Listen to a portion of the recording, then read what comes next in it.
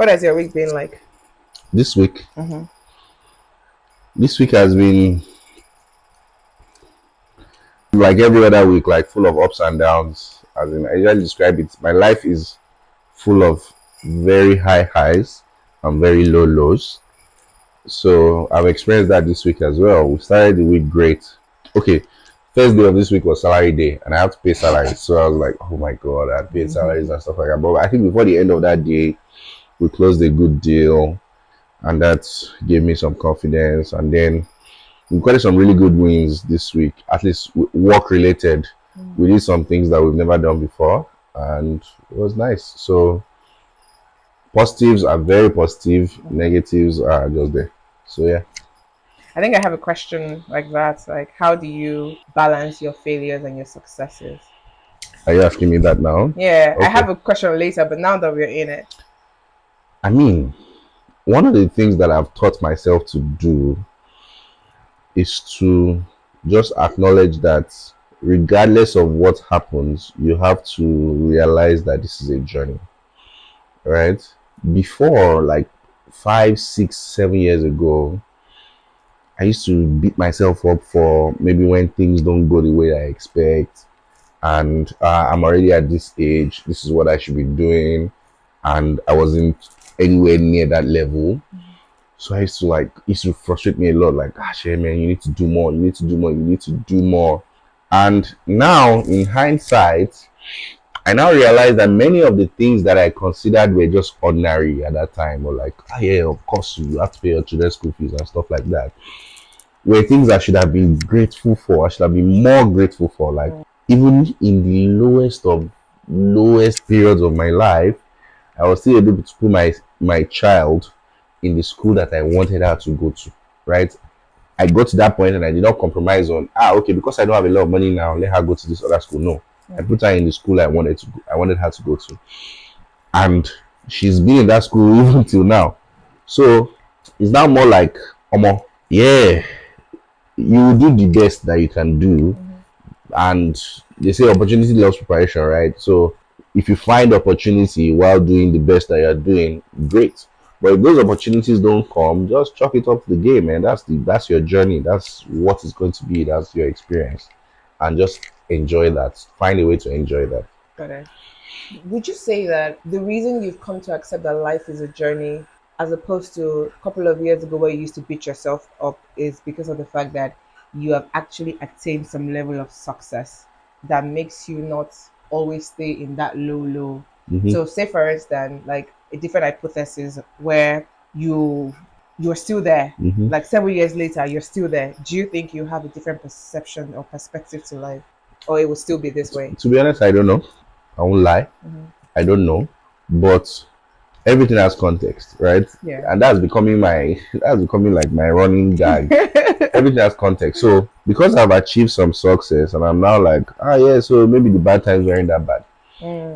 But also the other side of the conversation is that even the success that I seem to have enjoyed, is it really what I should have enjoyed?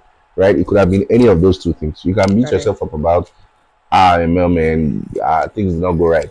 But okay, now things are going right, and like people who have done 50%, 25%, 40% of what we've done are way more successful than we are. And I can also start to beat myself up about that. So either way, it's just that I've got to the point where I realize that, man, you can do everything in your power, and the results may not be commensurate to the effort that you've put in.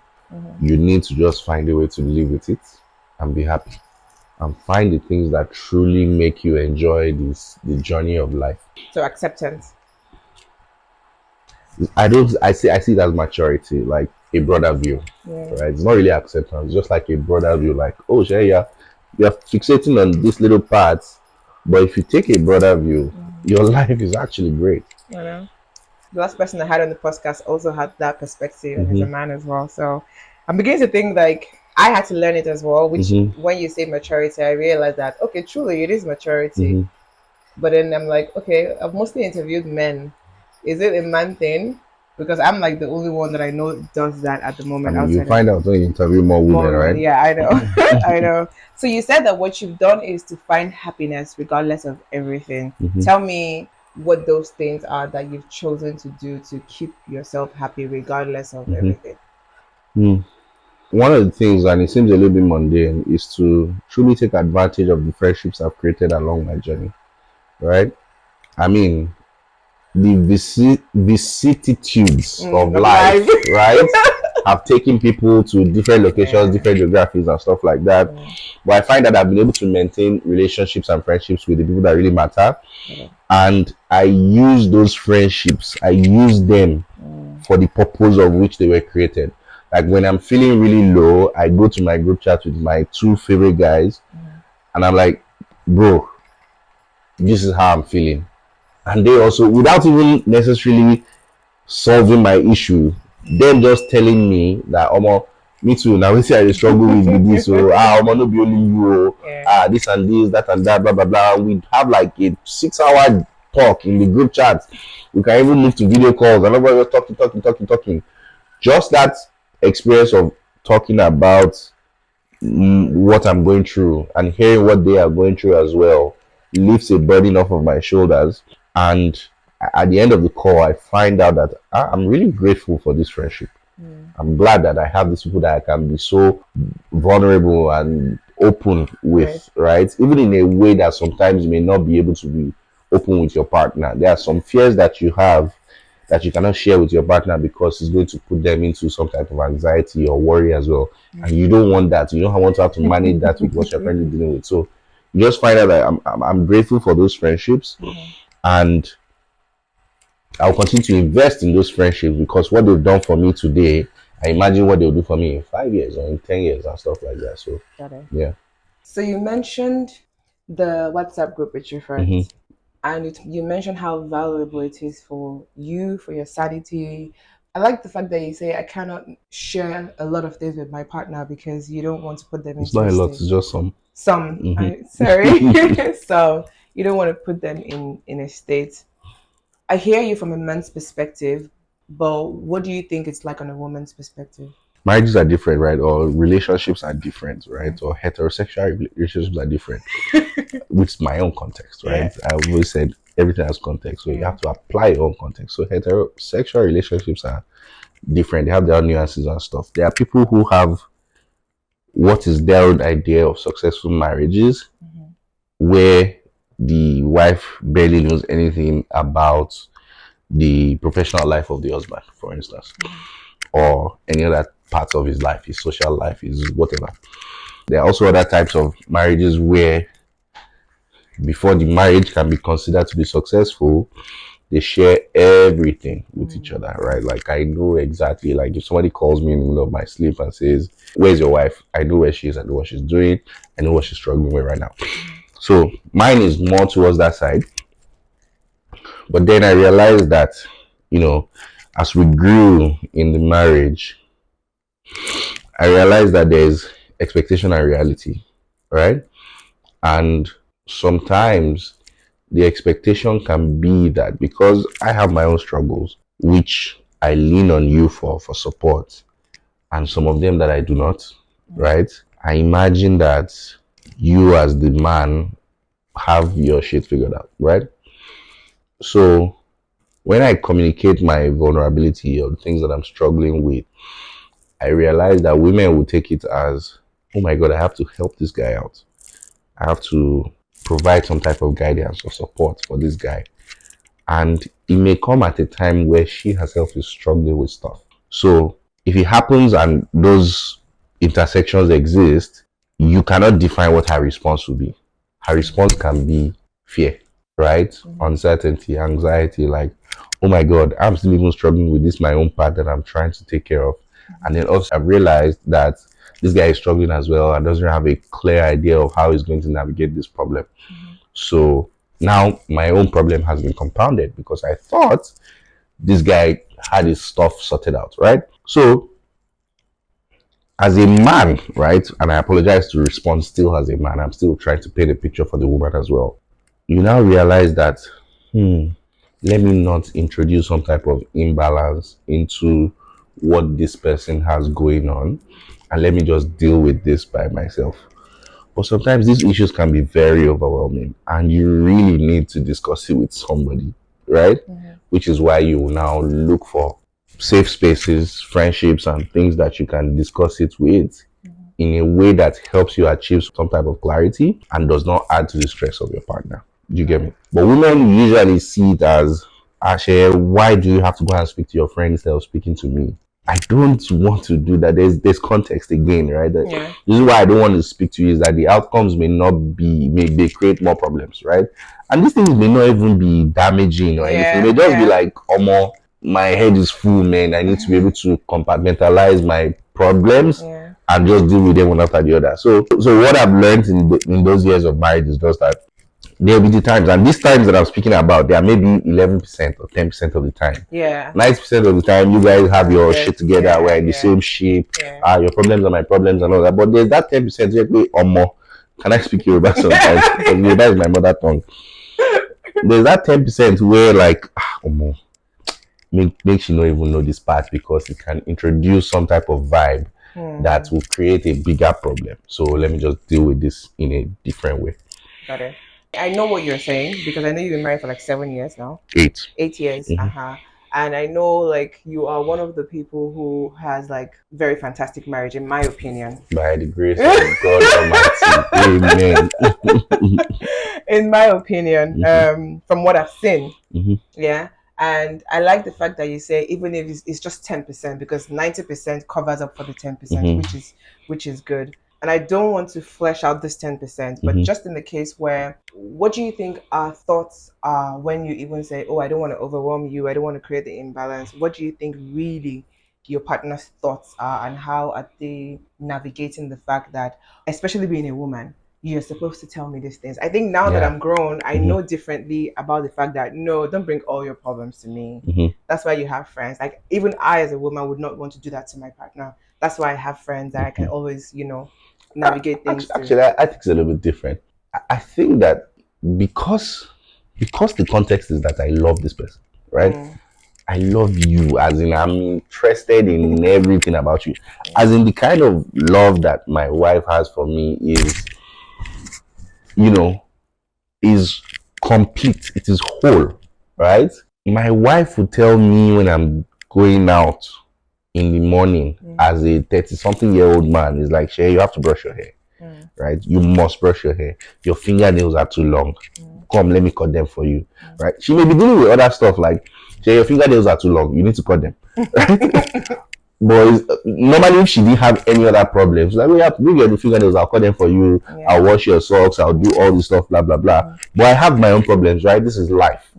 But this is the reality, right? Your hair is too long. You need to cut it, blah blah blah. So, and there are other things, right? I just use that as an example to define the context of somebody loving you completely. So, for somebody who has that feeling about you, who feels that way about you, it can never go down well with them that there comes a time in your life that you have a problem that you don't want to tell them. Right? Like, no matter what, forget this overwhelming that you're saying, or this blah blah blah. Tell me, I want to be right. Exactly. I want to be involved in these problems so that I can help towards resolution.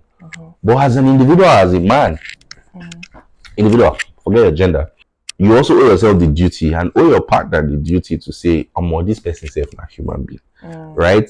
If I lay my problems on my wife the way that I feel them, it will become too much of a burden to her. And in as much as I understand that, man, I'm telling you this because you love me, and I would rather know, I will not tell any other person because I would rather deal with it by myself.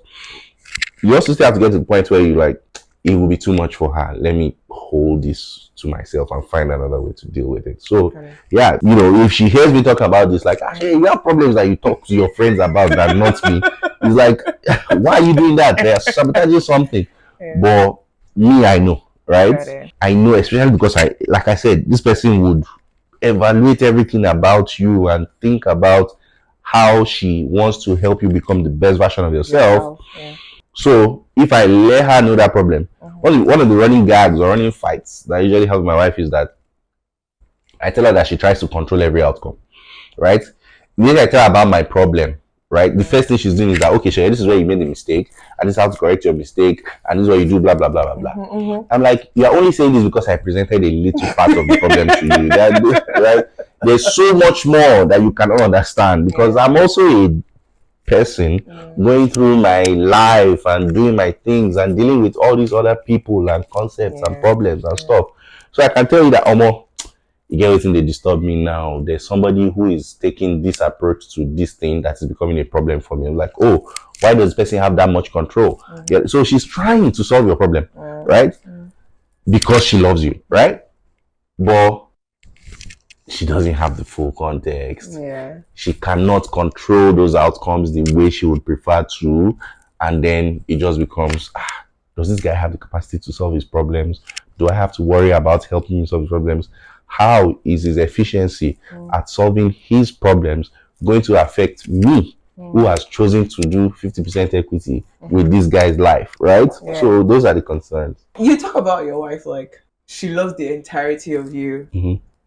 And I feel like you are the one that talks about the entirety of her in how much you love her. Tell me what that is. Tell me, because again, 8 years. I met you when the year you got married, and that year up until now, I really don't think anything has changed in the way that you talk about her, express your emotions towards her. Like I've never ever met her. That's it. But if anybody calls me or maybe wakes me from my sleep to say, oh, do you know Seye? The first thing I'll say is that he loves his wife. Honestly, because it's been 8 years and I haven't sensed anything shift in the way that you talk about her, the way that you feel about how you express your love towards her. And I want to know if it's who you are as a person. I want to know if it's how much she is as a person and how much she loves you as a person. What exactly is it about this love? What exactly is it about 8 years after? It's even better. So yeah, tell me, because this is one of like the hardest contexts in life in itself, and somehow Seye Bandele has cracked it. In my opinion, and from my perception of what you express and talk about. So the context, I think, is that when I met my wife, she was the first person who I knew was as teachable as I was, right? Early on in my life, I had clocked that I was only born into a certain perspective of life. And for me to understand what life offers and get the best out of life, I have to be open to learn the experience from different perspectives, right? If you dig deep enough, you find out that, people who love to travel and, go around life and experience different cultures and stuff like that, there's something rooted in that thinking as well. Like, oh, okay, I want to learn. So when I met my wife, I realized that, oh, wow, I found somebody who is teachable. I dated many people before that, but most people were stuck in their ways, set in their ways, and like, oh, this is how I expect a man to be and stuff like that. But my wife seemed to be open to learn, as in she seemed to have understood that, okay, the best of life is still ahead of me, and I have to be in a certain way to be able to consume those experiences, and then that shapes my person. And those were my hidden traits as well, right? Even though I appeared like this guy who could figure out stuff, and I knew that a lot of life was still ahead of me. So that was the first indication that this is the kind of person to build a life with. Now, getting to how did we manage to be the way we were in 2017 or so now? It is that, and I don't want to find a generic way to just describe it, like, oh, okay, friendship and stuff like that. But if you listen to me and my wife's conversations, even though we go through every other emotions that normal couples will go through, we fight, we get jealous, we have too much expectations of each other, and all those things exist. But when it comes to conversations of honesty, the honesty is 150%, right? And because we set the context for the honest, like, bro, it is just me who is going to be as honest with you as I can be in the whole world. Any other person, even if they genuinely like you, there are still some things they will hold back because they don't want to hurt your feelings. But with everything I'm about to say to you, even if I hurt your feelings, please understand that it's because I care for you, right? That I want you to understand this perspective so that we can have some type of resolution or growth. So that remains for both of us because is fundamental to how we understood each other or met each other. I realized that in any given moment, my wife wants to understand that, oh, okay, what is it that I'm missing out that may be jeopardizing my judgment of this situation? And I'm ready to listen, right? That's good. Same for me. Like, oh, okay. So there are so many things. There are so many concepts that the world has a defined response to. LGBTQ, political tendencies, whatever. Me and my wife, if we see those situations, like, what could be the deeper reason, right? And we realize that we share those commonalities on all of these issues all the time.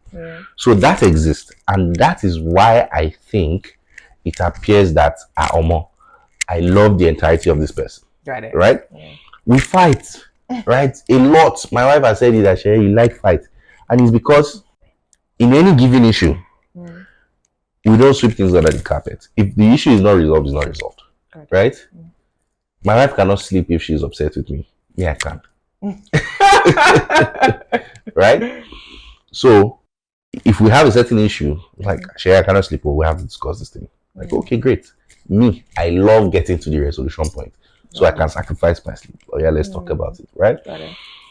You get, it's not because me, I'll sleep or I'll deal with this later. I like the balance because she is I want to begin the journey towards this resolution. You are, I want to make sure we get a resolution to end. So exactly, it's a fine balance of somebody wants to talk about it, somebody wants to end it, not somebody wants to avoid it, somebody wants to start it and like, no, I don't want to deal with it. Yeah, that's good. So all of these things come together into what appears to be like, I love this person. When people say they love each other, they assume it's the deepest thing possible. Like, I love you. Even now, with the growth that I've experienced in the past 7-8 years, even the vows that we took at the altar, I realized that, we just said those things because like now, if they say I should write my vows, it will have more meaning. Right? It will have more meaning. There will be more into it that, sets the context or sets the context of us experiencing each other. So yeah. Awesome. I like it.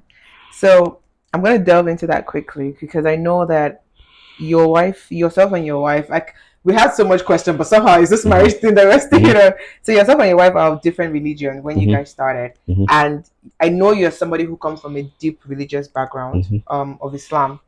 And your wife isn't just Christian, she's Catholic, I believe. What informed that rebellion?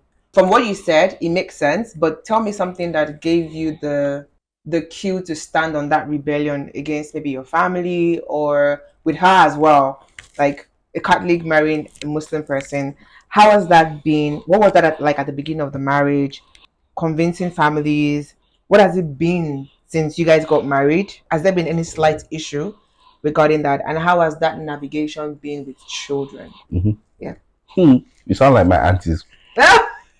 I'm just curious. Yeah, so you know me. Fortunately for you, you know me a little bit, at least. I'm the kind of person that if I'm convinced that this is what I should do, it's very difficult to find anybody in the world that would convince me different. Right? Even if this is my employer, like, especially because of the context I said before, like, one of the reasons why I said that, okay, this person I was going to marry is because I realized that this person was ready to learn life with me.